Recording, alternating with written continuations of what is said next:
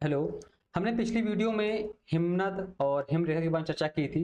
जो आज का हमारा टॉपिक है वो है भारत के प्रमुख पठार। प्रमुख पठारों के बारे में चर्चा करेंगे, कौन कहाँ से रिलेटेड है, कौन दक्षिण का पठार है, कौन पूर्वी का पठार है ना। इन सब चर्चा करेंगे और साथ ही एमसीक्यू को भी सॉल्व करेंगे। तो आते हैं हम लोग टॉपिक के। आज का हमारा जो टॉपिक है वो है पठार। आपको बताते हैं पठार क्या होते हैं। पठार बहुत ऊंचाई में स्थित बिल्कुल समतल क्षेत्र होते हैं जिन्हें हम पठार बोलते हैं। ठीक है, तो टॉपिक पे आते हैं। कहता है प्रायद्वीपीय भारतीय चट्टानों की उत्पत्ति। जो हम प्रायद्वीप पठार की बात कर रहे हैं पहले, ये प्रायद्वीप भारत हो गया आपका। प्रायद्वीप वो होता है जो तीन तरफ से पानी से घिरा हुआ होता है। ठीक है, तो यहाँ पर आपका अरब सागर है, यहाँ पर आपका बंगाली खाड़ी और यहाँ पर हिंद महासागर है। तो तीन तरफ से घिरा हुआ, तो ये हमारा पठारी रीजन हो गया और प्रायद्वीप भारत हो गया। कहता है प्रायद्वीप भारत की चट्टानों की उत्पत्ति लगभग 3600 मिलियन वर्ष पूर्व हुई है। ठीक है, कार्बेनिफेरस युग के पहले ये गोंडवाना लैंड का एक पार्ट था। हमने आपको बताया है गोंडवाना लैंड का पार्ट भारत में जो प्रायद्वीप भारत है वो गोंडवाना लैंड का पार्ट है, और उत्तर प्रदेश में जो आपका बुंदेलखंड एरिया है वो आपका गोंडवाना लैंड का पार्ट है। ठीक है, इसके बाद कार्बेनिफेरस युग के दौरान दामोदर, सोन, महानदी और गोदावरी बेसिन में कोयला का निर्माण हुआ। तो यहाँ पर आपको कोयला निक्षेप देखने को मिलते हैं। जबकि क्रिटेशियस युग के दौरान अत्यधिक ज्वालामुखी उद्गार से दक्कन ट्रैक का निर्माण हुआ। देखिए, कोयला निर्माण पहले हो चुका था, इसके बाद जब ज्वालामुखी हुआ तो भारत में लावा निकला, यानी इस मध्य से लावा निकलता है और चारों तरफ फैल जाता है। इसलिए आप देखोगे जहां जहां पर काली मिट्टी पाई जाती है वहां पर ज्वालामुखी निक्षेप देखने को मिलते हैं। अब यहाँ पर ज्वालामुखी कैसे आया, यहाँ पर कोई अवशेष तो ज्वालामुखी मिलते नहीं है ना, कि किसी राज्य में ज्वालामुखी निक्षेप मिले हो। तो आपको बताते हैं, एक होते हैं आपके हॉट स्पॉट वैल्केनो। मैं थोड़ा रफ में बताता हूं अभी आपको।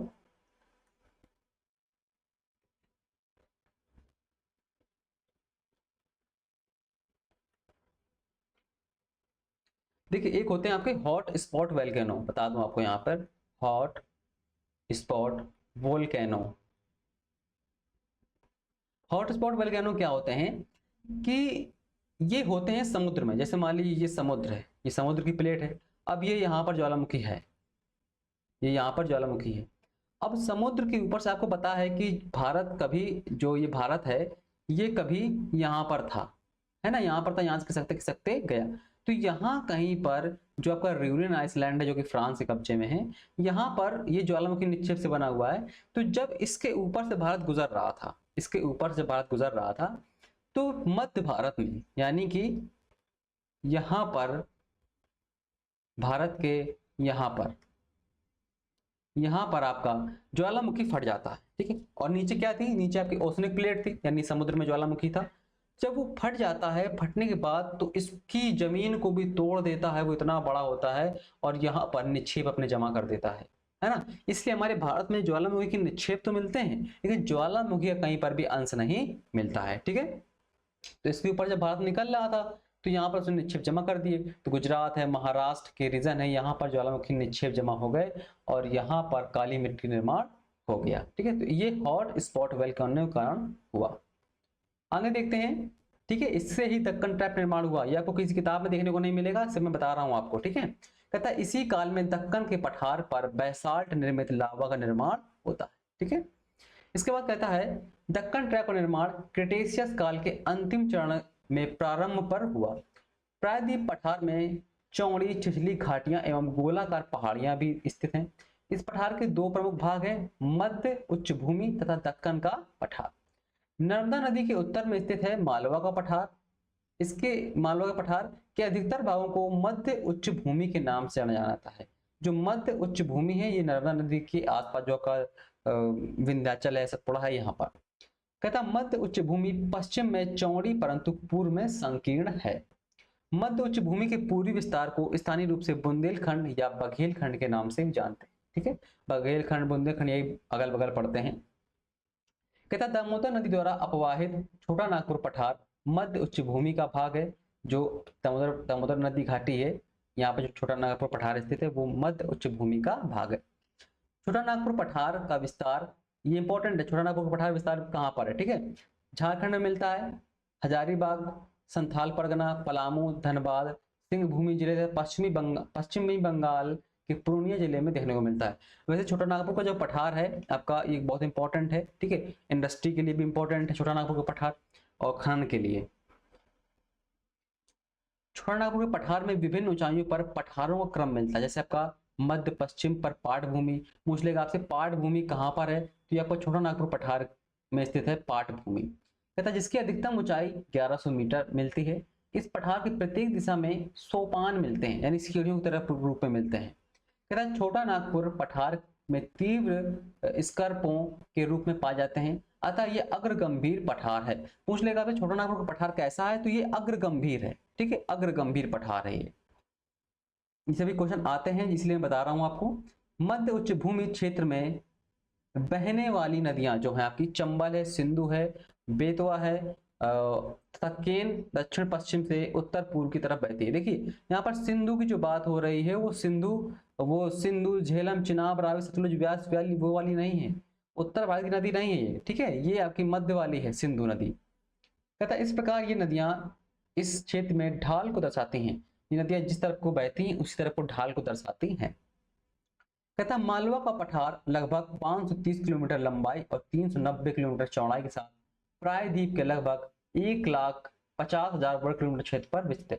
मालवा का पठार इंपॉर्टेंट है। ठीक है, चंबल नदी के आसपास फैला हुआ है। कहता है इसकी उत्तरी सीमा अरावली से, दक्षिणी सीमा विंध्याचल श्रेणी से और पूर्वी सीमा बुंदेलखंड पठार से निर्धारित की जाती है। किसकी? मालवा पठार की। यानी कि आपको मालवा का पठार कहां पर मिलेगा? ये है मालवा का पठार, ये। ठीक, आगे कहता है दक्कन का पठार त्रिभुजाकार आकृति में, आप देख पा रहे होंगे यहाँ पर ये दक्कन का पठार है, ये त्रिभुजाकार आकृति में फैला हुआ है। ठीक है, कहता जो नर्मदा नदी के दक्षिण में स्थित है, नर्मदा नदी यहाँ से बहती है ऊपर, है ना, यहाँ बहती है तो इसके दक्षिण में स्थित है। इसके उत्तर में चौड़े आधार पर सतपुड़ा की श्रेणी है, जबकि महादेव, कैमूर, मैकाल पर्वत श्रृंखला इसके पूर्वी विस्तार हैं। जो ये महादेव है, कैमूर है, मैकाल है, ये सब सतपुड़ा के पूर्वी विस्तार हैं। दक्कन ट्रैप में काली मृदा पाई जाती है। काली मृदा क्यों पाई जाती है मैंने बताया भी आपको, क्योंकि यहाँ पर ज्वालामुखी निक्षेप पाए जाते हैं, जिसका निर्माण बैसाल्ट लावा के अपक्षय अपरदन के फलस्वरूप हुआ है। अरावली की पहाड़ियां प्रायद्वीप पठार के उत्तर पश्चिमी किनारे पर अवस्थित हैं। ठीक है, ये बहुत अधिक खंडित एवं अपर्दित पहाड़ियां हैं। जो अरावली की पहाड़ियां बहुत पुरानी हैं, इसलिए बहुत खंडित और अपर्दित हो चुकी हैं।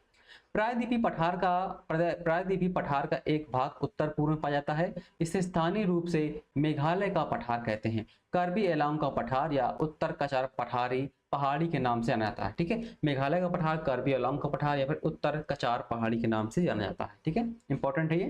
कहता है ये भ्रंशन के कारण प्रायद्वीपी भाग से मालदा गैप द्वारा पृथक हो गया था। मैंने आपको पिछली वीडियो में बताया था कि जब भारत आगे बढ़ा और जब यूरेशियन प्लेट से टकराता है तो सब कुछ पार्ट टूट कर पूर्वोत्तर की तरफ चला जाता है और बीच में गैप बन जाता है, जिस कारण आपका बंगाल का निर्माण हुआ है। बंगाल और बांग्लादेश दोनों का निर्माण हुआ है।